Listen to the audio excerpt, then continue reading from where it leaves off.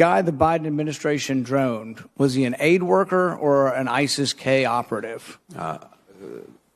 The administration is, of course, reviewing that strike, and I'm sure that a full assessment will be forthcoming. So you don't know if it was an aid worker or an ISIS-K operative? I can't speak to that, and I can't speak to that in this setting in any event. So you don't know or won't tell us? I don't know because we're reviewing it.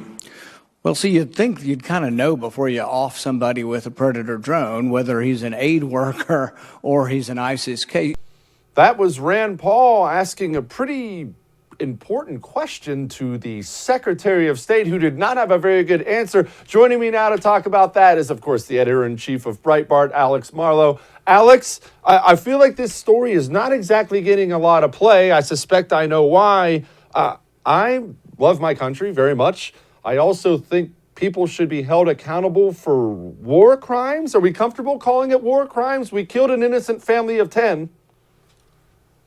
What's unbelievable here, Jesse, and again, thanks for having me, is that we don't know who we're droning. Like, how are we droning people not knowing who they are? And this was the main takeaway from this question from Rand Paul and Blinken's non-response. But the thing that struck me most is that not only do we not know who we're droning, we probably droned someone who should have been on one of these rescue flights. And some of them, we saw them, some of them were empty. He probably should have been on one of those flights. Now he's dead from a U.S. drone. And why is this? Because Biden wanted to look like a tough guy after looking like such a weakling for weeks and weeks at a time. But what struck me so much is looking at Blinken's tone and demeanor. He's totally 100% confident. He won't be fired. He won't have any meaningful consequences. And he'll just go on with that a plastic hair stapled to the top of his head and get to be a diplomat and a bureaucrat.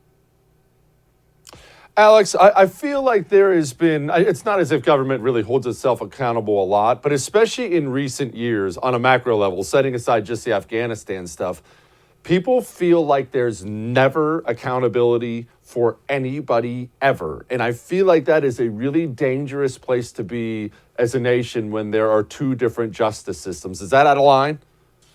No, it's totally correct. And this is the nature of the uniparty in Washington. And this is why at Breitbart we're so obsessed with the establishment and not just making it a simple left-right divide, which of course matters. The left is a huge threat to the country. But it really is the fact that this whole culture in Washington is that we are now an oligarchy. There are two sets of rules. There's a set of rules for the people who are the super elite and they get away with whatever they want.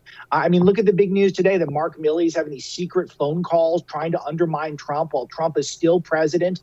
And what is he going to do? He's just going to chow down on another buffet dinner and he's just going to continue to worry about his white rage and undermine a seated U.S. president. And how is he going to be held accountable? By no one other than folks like us in conservative media, which is a disgrace, Jesse. It is a disgrace. And boy, I don't know about you, Alex. I remember it seems like it was just like 15 minutes ago during Trump's presidency. I was told by the media for 4 years that they were, what is that stupid phrase they use? Speaking truth to power and the guardians of our democracy and all the idiotic things they used to say. Well, we have the chairman of the Joint Chiefs coordinating with communist China behind the president's back. And man, the silence is deafening out there right now. Absolutely. And this is why elections matter. And even as unpalatable as some of the right of center candidates can be, you cannot give the establishment oligarchy, particularly the Democrats, more power because this is the problem. This is where it leads. It leads to even less accountability.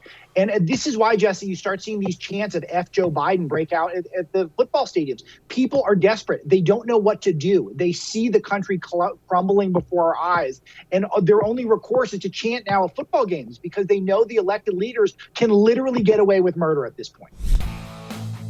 Hey, thanks so much for watching The First on YouTube. If you liked what you saw, go ahead and like and subscribe. You heard me. Like it, subscribe. You'll get a lot more of it and a lot more of me.